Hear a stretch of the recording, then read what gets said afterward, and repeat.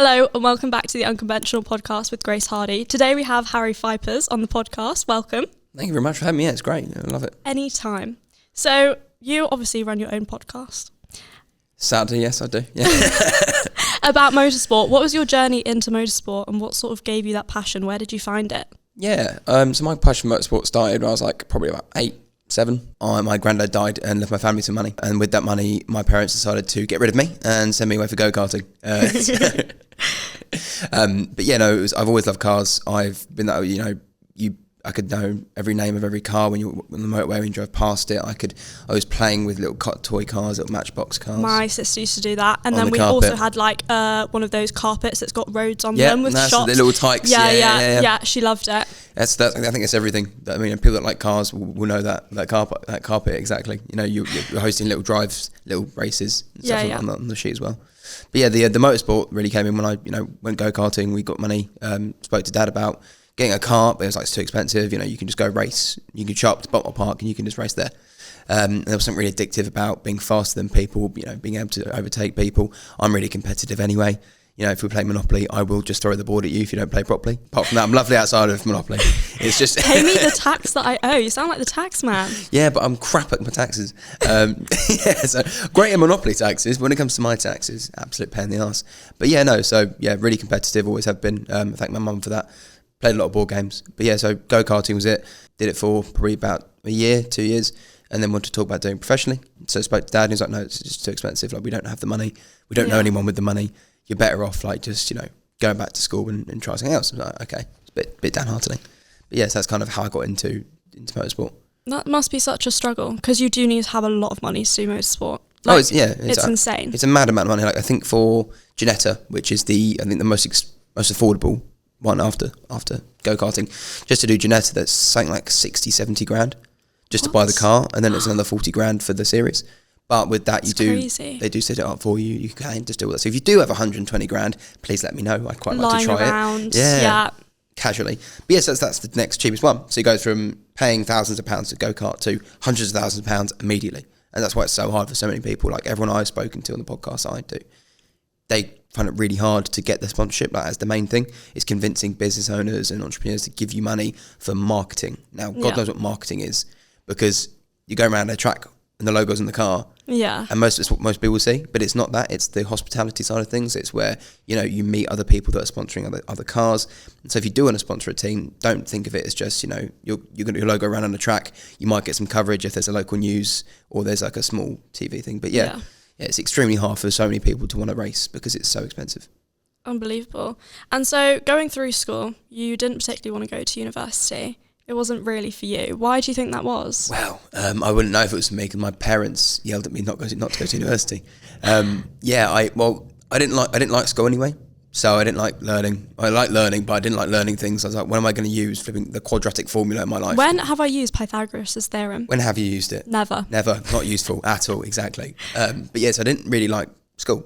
Never really got on. I found it hard to socialise. I don't know what it was. I always felt I stood out a bit. I wouldn't really fit in with everyone. I've always been like that. I've always been quite independent. Always, wanted to do my own thing.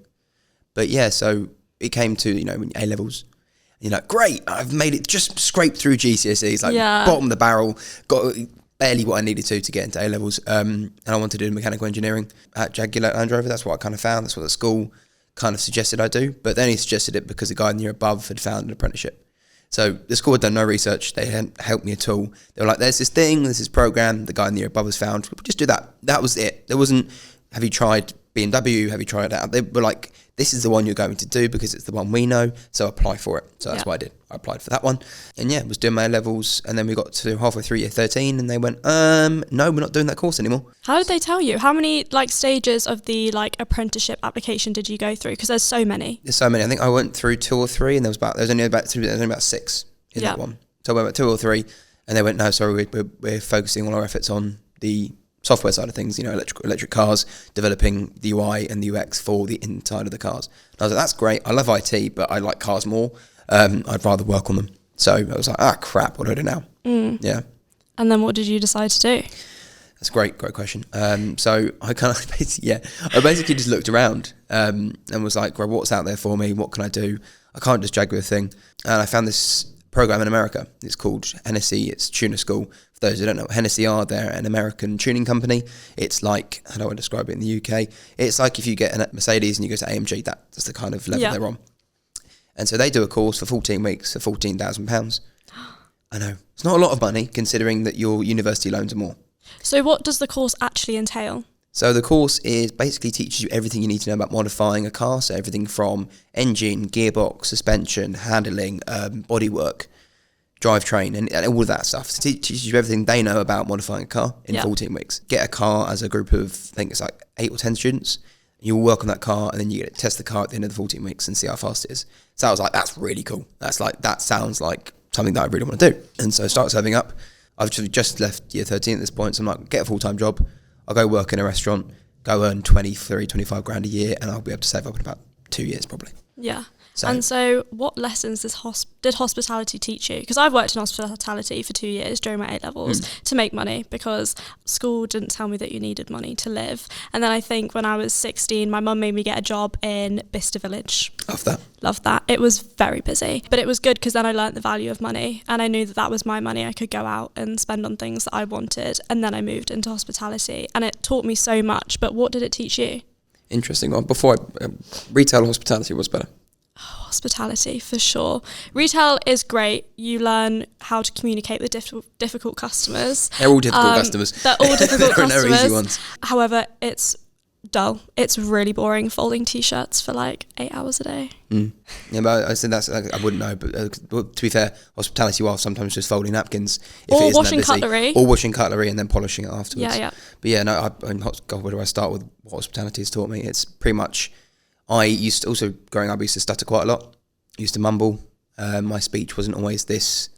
Sometimes I still speak quite quickly, and it's trying to rein that back, but that just comes from passion. But yeah, taught me how to communicate with people. So like going to a table and putting food onto the table, or taking an order and going actually trying to find out what they want first of all, because that is part of it. Some people don't know when they go to eat, and that can seem frustrating.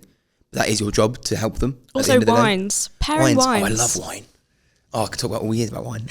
It's just like, I'm really fascinated by how things work anyway. And so coffee, wine, the food itself, everything that's all plated together, how it's plated together, why it's plated together, like all that sort of stuff. And the wine, it's pairings.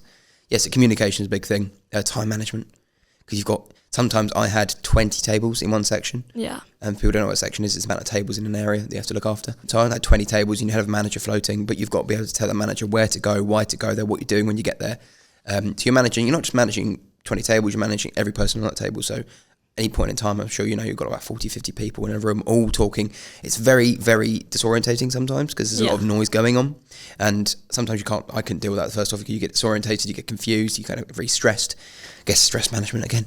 It's so many things. I mean, I say to everyone, if you're going to do something, work in hospitality, just for a couple of weeks, just see what it's like. You'll have more appreciation for what's going on behind the scenes. So much more appreciation. Yeah, because you just know to be patient because they're trying. It's not like they don't care. It's great. I heard someone compare it to Uber in the way that Uber started putting cars on maps to show where it is. I now try and do that. I used to try and do that anyway with people in restaurants. They just go, right, your food's just coming, don't worry about it. And yes, it makes your job slightly more harder, but at the end of the day, they tip more. So it's an up and down. But yeah, so many things.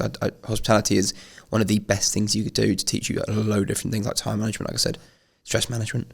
Being able to communicate with people, and also managing up as well. Huge thing. For sure. And I think it gave me so much more confidence because when you start in a restaurant, you don't know anything. You have to go ask managers questions. Customers will ask you questions that you don't know the answer to. You need to go find out. And so from just talking loads, I think my confidence just went through the roof because I was quite shy before. Really? Yeah, I know. I'm surprised. Because also chefs are mean people. Chefs are horrible. Like, they are ruthless in a good way. It kind of like... You'll be like, I'm so sorry I got this order wrong. They'll be like, no, I didn't. And I'll be like, yes, you did. So they're stubborn, they can be mean, they can be harsh, but at the end of the day, they're standing behind a grill which is hundreds of degrees centigrade. They can do what they want. I don't really care. They deserve a bit of slack. I agree. So to go back to you saving up this money. Yes. Did school teach you how to budget when you're getting your salary from hospitality? I remember one class we had in year 10, which was tax and budgeting. And it was one 30-minute lesson that the school, I think, had to do at that time because there was like a thing about teaching us some sort of financial education in PHSE or whatever they call it now. And I remember them saying, basically, just put your money into a different account and let it just sit there. Don't touch the money in the account. Advice. That was the advice, was if you want to save it up, this is how to save up. Put your money in a different account and don't touch the account. Basically, you're just teaching you a bit of discipline. Yeah. That's all it was discipline training, but in terms of money in a box in an account. And that was really the only education I've had financially from school was, save your money in an account. And I have horrible will control. Like, that money just went straight back into my account. Like, there was nothing I could do unless, and then, you learn more and more, like, I said that ISAs, all that sort of stuff. High interest savings accounts. I all had to teach that myself, but thankfully lockdown happened, right? Yeah. And I say thankfully because, like I say, we go back to that course in America, right? I then had about $6,000 saved up because it was something I really wanted to do. Yeah. So I had $6,000 saved up in this account. Lockdown hits, and I'm like, I can't go to America anymore. That's fun. And what do I do with this money? And I go, right, I'm going to have to teach myself these skills because these are skills I want. I teach myself. Bought myself a Mini Cooper S, the little Gen 1, if you know, the little supercharged one that make a funny noise. And so I taught myself everything from suspension, engine, breaking it down. I tore my car down, built it back up again. It blew up because I don't know what I'm doing. Oh my God, that would have given me a heart attack. That cost me $1,000, but it's lockdown, furlough. I was getting paid anyway, so it's fine. So luckily I was living at home and I had that to support my very expensive learning mistakes. You don't make that same mistake again. It's cheaper than uni though. It's cheap. It's still cheaper than uni. Yeah, you're right. I started my career studying for the AAT qualification whilst working as an accounting apprentice. I've seen firsthand the value that apprentices bring to the workplace. If you're a business looking to develop or grow your finance function, it's a no-brainer. You'll be developing motivated, enthusiastic employees who learn practical skills whilst gaining a formal qualification. You can hire apprentices to study an AAT qualification while they work or upskill your existing employees. Plus, there's funding available to cover your training costs. To find out more on why apprenticeships make great business sense and how to get started, go to aat.org.uk/unconventional. But yeah, so I just taught myself everything over lockdown. Everything from self-development, like what self-development was. I had a rough breakup before lockdown, so I was kind of like, crap, my mental health was awful. Didn't know what mental health was either. And I was like, why am I feeling so down? Why am I spending all this time outside in the gym instead of thinking about why I'm feeling like this? All that sort of stuff, right? So it's taught me, I think I put a lot of thank into lockdown, regardless of the people. I know it's killed a lot of people. I know it's done a lot of well. But for me, personally, I've had a great time out of it. I know, it's taking what you want from it. But yeah, it's like, okay, financial education was huge for me, lockdown, ISAs, what interest rate was. Yep. Like, didn't know what that was. Things. Yeah. I didn't get taught it either. Like, we didn't get even half an hour at my school. Nothing was taught to us whatsoever. Nothing, they just went, right, off you go. They went, live life, and that was the advice. So if I didn't work in finance, I don't think I'd know anything that I know now, and that's so scary. It's crazy, isn't it? Like, there's not a lot of people that get any financial education at all. No. Let alone, and you think that, I mean, we're in a very privileged country where we get education for free, we can learn what we want, we can find what we want. It's funny that that's not part of the curriculum. I don't think it still is now, even. I don't know. I've not been No, not that I'm aware of. Yeah. Also, like, I had to teach my mum about it as well. She didn't get financial education. So I was teaching her about ISAs and savings account, etc. I've been teaching my sister about it as well. And obviously people on the internet too. But the main issue is it's just not taught anywhere. And it's so crucial and so important in everyone's life. Like, if you do want to save up for something, like you wanted to save up for that course, how do you know where to put your savings so you can get the most out of it? No one tells you. No, I think there's some great tools. I use Plum for savings now. Yeah, Plum's great. It's just I use Zupa. Is it? I'm guessing it's the same sort of thing. They take money out of your account that you're noticing, where you can set up like deposits or notice any extra money coming into your current account. Yeah, stuff like that. That's great. Emma is pretty much the same thing. It's another app that does that, and also the Emma grab at Emma. I use that to break down how much money's coming out of my account, so I can see all my subscriptions and everything that's coming really out of clever. that. So that's really cool. That is. Monzo do that too, don't they? Monzo do that well for free as well, which is great. I don't got Monzo enough to look at what's going on there. I quite like an app to remind me that I've just spent £15 here, £20 here. Yeah. But yeah. For sure. And then obviously you run your own podcast. How did that come about? What gave you the passion, the drive to start it? Oh, I love the story. Obviously coming out of lockdown, and now the self-development, money-wise guru that I am now, coming out of that. I'm so wise. No, I kind of went, right, this has happened to me. What do I do about it? Like, how do I get a job? What do I do? I assumed many people were having the same problem.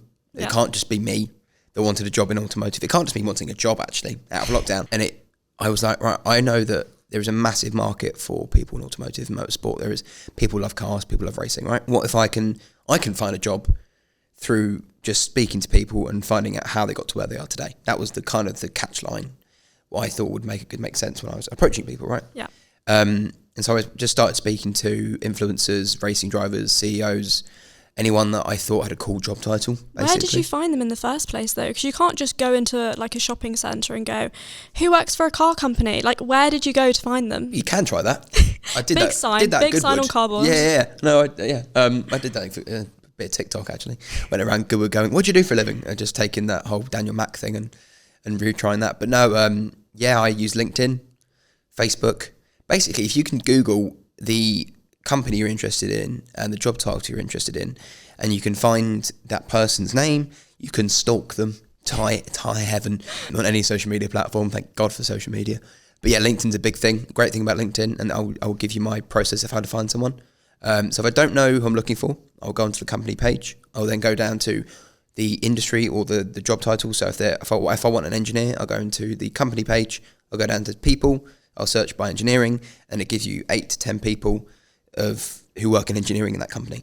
Now, that doesn't always work if you don't have a following, or you don't have influence, or you don't have connections in LinkedIn. So you've got to start doing that first. Yeah. Otherwise, there's just 8 blank boxes that say LinkedIn page member.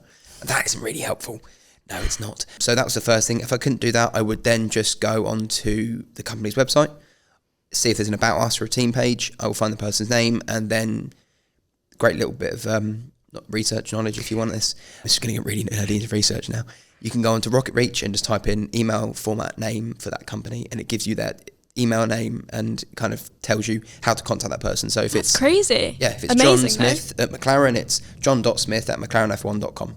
That's how you find John Smith. And so that's kind of the process I use for finding people. And I think it's really fun because it's like a little game you get to play. It's like, how can I find you? Because you're not impossible to reach. Someone's got your email address.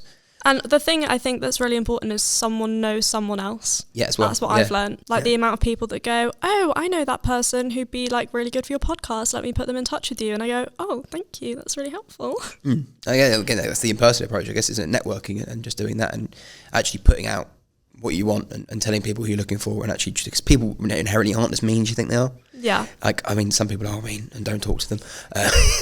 Like you. No, I'm only joking. I'm lovely. I'm sure you are. I don't know. But yeah, no. So yeah, asking people, I guess, like you say, just putting it out there and going, I want to speak to this person. Do you know anyone that works here? Do you know anyone that works there? But yeah, so the podcast, that's kind of how I find people. And yeah, it was just a selfish way to find a job, and now it's turned into a great networking tool. And I feel like you'll find this podcast will give you notoriety. It'll give you, I've spoken to probably thousands of people trying to get them on the podcast. So now thousands of people know my name, or ignored my emails. I know, right? I'm so famous. No, because none of them reply. Sometimes people don't reply, and you're like, great, I'm not going to speak to you again. Or they're not going to speak to me because they don't know who I am. But then you keep going. You just keep going. Because if it's really cool, like you're trying to speak to the CEO of McLaren, you just keep emailing the CEO of McLaren until he replies. Or you show up at McLaren with an email and a letter. You sound like a crazy ex. I am a crazy ex. So I'm stalking every single one of you. Zach Brown, if you're listening, please reply to my emails. But it makes you kind of crazy because you really want these people on the podcast. No, I've had it recently. There's someone I really want on my podcast. So I've done a big LinkedIn stalk. I've found everyone at their company. I've gone, right, who can I contact at your company to get to you? And it's actually quite fun. Have you showed up at their place of work yet? I have not. Because I did that. I went to McLaren with a letter going, hi, I want to speak to Zach. I've spoken to his PA. I got to the front gates and security went, have you got an appointment? I went, yep. They went, who with? I didn't have an appointment, by the way. I just heard people trying this, so I thought I'd give it a go. So I drove an hour down to McLaren, went to the security. They go, oh yeah, Emily. Emily hasn't got an appointment. Oh really? Because I had a chat with her last week, and they were like, oh, okay, cool. No, really sorry, mate, can't let you in. And so yeah, I even tried lying. I tried, I had a letter. I was like, okay, if Emily's got confused. Here's a letter. Can you give it to her? And the security, the letter, opened it up in front of me, read it, put it back in the envelope, and went, yeah, sure, mate, we'll give it to her. I don't think they gave it to her. I doubt it. Yeah. So yeah, I've tried everything to get people on my podcast. I am that obsessed with trying to spread, trying to help people with. But you've been going 2 years anyway, so you're clearly doing something right. Or I'm just insane. Yeah. No. The listener numbers go up. I think it's all vanity. It's all like a vanity metric, so isn't it? I don't want to look at it because I did look at it intensely sometimes, and it does impact my mental health because it's like, oh, I'm not really going anywhere, or the numbers are down this week. Oh, I'm not doing as well as I thought I am. But in reality, people just don't see the podcast episode, or they'll forget to listen, or they don't have it downloaded. So that's another thing I do in the podcast. But please download and subscribe to the podcast. Thank you. It's a great little thing to pop in the podcast. I don't think you picked it up, but we'll find out. But yeah, there's so many different ways you can do. Amazing. So being self-employed, running a podcast, what is something that you wish you were taught at school about finances? There's just so many things. What tax breaks are, how you can get money off. Like if you spend money here, where does it go? Like VAT. What the is VAT? And what do I do with it? Because I have no clue. And do I get VAT registered? All this sort of stuff. So yeah, I guess also you can find grants and stuff as well. That as well. So there's so many things I wish I knew. I do generally think business should be a GCSE if you want to take it, but not just business, because I saw what people did in my A-level business class and they did posters. That's not business, that's advertising, or that's graphic design. I did graphic design at A-level. I know I had to make a poster. I don't think someone in a business class knows how to make a poster. But yeah, so many things. Like I say, how can you support yourself financially? Like you say, budgeting as well, because budgeting for a business is different than yourself for budgeting for myself.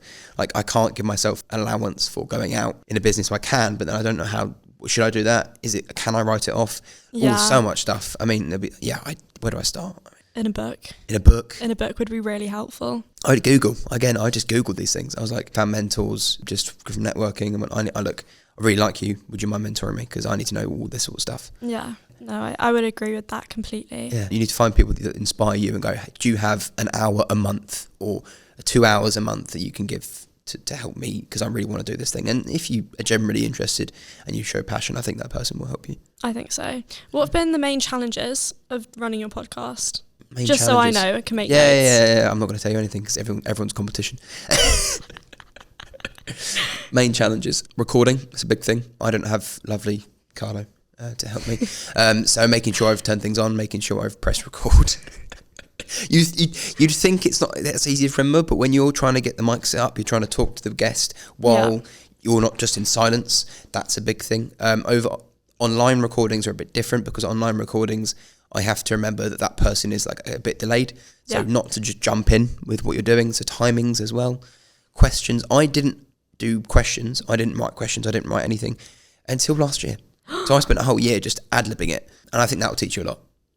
I'm not preparing questions before you go into a podcast and just going off what I tell you and trying to make a podcast work for 45 minutes just of what I tell you. That's interesting. So yeah, that's a big challenge. Do they not ask for questions before? Because when I've had people on the podcast like, oh, can you send me questions over before? And I'm always like, yes, I always write down a couple of questions.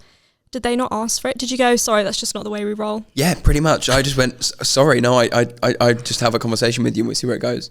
And some people are down for that, and maybe I lost a couple of people because I didn't give them questions. Yeah. But I mean, I can do it now. I can go back to them and like, here's a question list. But yeah, no, I think it'd be really cool to try it for an episode, do it completely unscripted. Like just sit down with someone and go, I'm just going to talk, and what you tell me is I'm going to have to go off. I don't have a little list of, but it's brilliant having a little cheat sheet now. Now that I have one, oh my God, I've like 20, 30 topics written down, like of research I've done. Yeah. Also research. Yeah, research is so important. It's quite fun, because the more you know about someone, the more you can ask them about something, because what I learned is the guest doesn't know you're going to ask them. Yeah. The audience and the listener has no clue about that person sometimes. So it's your job to give them the most interesting bits, like the golden bits of that conversation. Yeah. This has become a tutorial on how to podcast now. No, it's good. It's useful, because before this podcast, I was doing a client's VAT return and listening to your podcast that you've been on to research you. It's like a lovely voice in my ears. Oh, it's beautiful, isn't it? I didn't always used to sound like this either, so that's a great thing. This has kind of been moulded as I did the podcast. But yeah, I guess, but big challenge was, again, stuttering, communication as well. The next topic I'd like to talk about is your car club. Yay! Do you want to give us a little synopsis about it? Yeah, the way I try to describe it to people that don't like cars is close your eyes, right? If you're listening, close your eyes. And imagine your happy place, right? Imagine that place you feel that you're most comfortable, that everything around you love, your little mini dash hands are running around for grace, if you don't know. But yeah, so just imagine that's your happy place, right? And just hold that feeling, open your eyes. For most people, that can be whatever you want. For me, it's cars, right? And I have been surrounding myself with toy cars, Lego cars, fictional cars and games my entire life. And that's where I find happiness and peace from those things. Now, imagine you can fill a room with those things and that feeling, and you can be interacting with people with like-minded, obsession, because sometimes it is an obsession, and you can meet people there. You can do work there, you can record a podcast there. Effectively what I'm talking about is a clubhouse and a membership to this clubhouse, and you can store your car there, you can maintain your car there, you can look after your car there, you can drive other people's cars that are in the club. Really just trying to give a all-purpose one-stop shop for the car enthusiast that loves cars, because there are so many places around the UK that do that feeling in a pub. That's great, it's in a pub though. Like, what if you want somewhere which isn't full of random people you don't know, full of people that might dent your car, might scratch your car because they don't appreciate your car. But actually, this place, the IMC, the Ignition Motor Club, that is for the people that want to have that feeling, but be surrounded by others that either have similar cars or have a similar enthusiasm, passion, obsession, whatever you want to call it. But yes, that is the Ignition Motor Club, and that's what I'm trying to start, and that's what I'm looking for funding for. It's harder than I thought it was going to be. Yeah, to try something. Like everything you've done self-funded. You haven't had to find investors before. Yeah. And so where do you even start looking for investors? Because I've talked to a couple of people recently that are trying to find investors or going for funding. Again, this is nothing that is taught in schools whatsoever. It's something that you have to do a lot of research on your own for, and find other people and try find other people that have money or know someone. Where do you even start? As someone who started my own accountancy business, I know how exciting and challenging it can be. If you're looking to follow a similar path, Informe is here to help. A free website powered by AAT, Informe provides free guidance to empower small businesses to make more informed decisions. Informe will help unlock your inspiration and turn your idea into a reality, and navigate the non-stop challenges of running a business from start up to scale up. Find out more at informe.co.uk/unconventional. Yeah, you start with getting rid of the imposter syndrome. I think that's something I didn't realise, because I go to myself, again, talking about mental health earlier, I struggle with sometimes with that, like, self-worth, and knowing that I am actually worth what I say I am on paper. Like, I do work hard, I do try, I put myself down quite a lot. I go, right, you're not doing enough, stuff that's bad. Actually, if you look at what I'm doing versus someone else who's 22, 23, working at McDonald's or whatever, not the same person. Call that person living their life, but actually for me, I work extremely hard to start a podcast, do that myself. I try really hard to do something that get out of, because I won't lie to you, I still work part-time at a restaurant, and that is what's self-funding everything. But finding investment, networking was the first thing I tried, just typing investor groups. I mean, you've been helpful with that, trying to find groups for that, and just speaking to people and go, look, this is what I'm doing. Do you like cars? I think it's helpful for when you're looking for investment. You want to find the people that have money, also not find the people that are interested in what you're doing. Yeah. I think that kind of helps, because I've spoken to people that just have money, and they're like, yeah, I'll give you 100 grand. But I'm like, do you like cars? No, but I like the people that like cars. I'm like, cool, you can be a member of the club, but I'm not taking your money, because if you come to me in 6 months' time and go, where's the return? I'm going to go, I told you it was going to take 3 years. I think it's important, is first finding the people you want to invest in you. Yes, it's a two-way street. It's not one way. You're not just taking someone's money and you have to do whatever they say. You've got the idea, you've got the knowledge, you've got the expertise in that area. Yeah. If you're going to take the money, they should like what you're doing. They should be passionate about it, at least. For instance, if you're starting a biotech company, that person probably should care about the human body or, biology. I don't know. But yeah, so that's the first thing. Second thing was trying to figure out how much you need to ask, whether you give equity, whether you give a percentage stake, whether you give return on year. There's 3 different things I found out. Again, there's this thing called ASA, which is a certificate of investment. And that is, so if I invest in this podcast, for instance, I give you 5 grand, you can turn around to me and say in the contract, you're not going to get any money back, or you're not going to get a percentage stake in the company until I reach 10,000 listeners a year, whatever you want to say. And so there's a trigger point where that investment then goes back to the investor. That's ASA. And then there's SEIS and EIS, which is small enterprise and enterprise investment schemes. God, that's a lot. But yeah, and these are investment and tax breaks for investors. Yeah. Again, who's going to teach you this in school? No one. This is very niche. But at least if you're doing a business or a finance degree, this should probably be in it. But yeah, so an SES or an EIS, like I was saying, is a tax break for investors. And so they invest, I think it's over 50 grand, you have to double check, up to 250 grand. If I give you 250 grand, for this podcast, you'll have the best fucking podcast in the world, and you'll be able to do what you want. Sorry for swearing if you want to bleep that out later, I do apologise. But yeah, so if you have 250 grand that I've just given you, I can, and heaven forbid the worst thing happens and this podcast falls off the face of the planet, I am then protected as an investor up to 50%, and that's taken up by tax. So if you've got $250,000 to splash on an investment, you can quite easily recoup half of that if it fails. And so getting SEIS accredited works for some businesses, doesn't work for what I'm doing, because I am doing equity. So Yeah. but if you want to buy a percentage in my business, it's 17.5 grand for 1%. Like, that's when the ASA came into hand for me. My mentor taught me about that. Shout out Dan Corp. Thank you very much. Yeah, so that, again, there's so many different ways you can do it.